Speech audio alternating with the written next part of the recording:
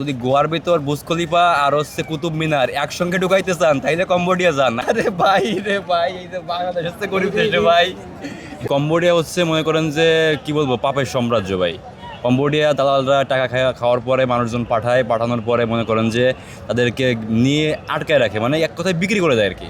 বিক্রি করার পরে তাদেরকে মানে বিভিন্ন প্রকার টর্চার করে, কোম্পানি মানে মারধর পর্যন্ত করে, ইলেকট্রিক শর্ট দেয়। এরপরে মনে করেন যে স্যালারি ঠিকমতো পাওয়া যায় না। এখন তারপরে কিছু লোক আবার স্যালারি পায়, মনে করেন যে। আপনি কতদিন পর আসলেন কম্বোডিয়া থেকে? আমি আসলাম 5 মাস। মাত্র 5 মাস। কত টাকা দিয়ে খরচ করে গেছিলেন? 5.5 লাখ। 5.5 লাখ। কত টাকা বাংলাদেশে পাঠাইতে পারছেন? বাংলাদেশে পাঠাইছি ভাই অল্প কিছু টাকা, 1-1.5 লক্ষ টাকার মতো পাঠাইছি। আর বাকি 4 লক্ষ টাকা একেবারে কি বলবো মানে অনেক ধনী দেশ। আরে ভাই রে ভাই, এই যে বাংলাদেশ হচ্ছে গরিব দেশ রে ভাই।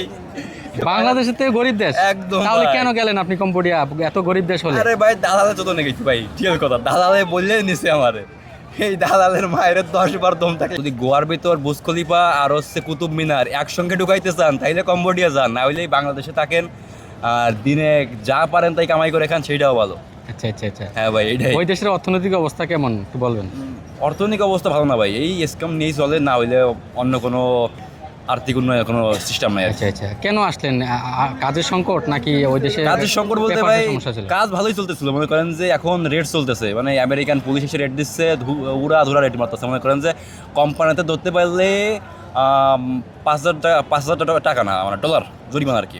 $5,000 জরিমানা। $5,000 তো প্রায় 6 লক্ষ টাকার মতো। হ্যাঁ, 6 লক্ষ টাকা জরিমানা। আচ্ছা আচ্ছা। এরপরে আরও আছে সিস্টেম। তারপরে মনে করেন যে উবারেস্টের রেগুলার 10 লাখ, জানেন উবারেস্ট হইলে রেগুলার 10 লাখ করে ফাইন। Per day.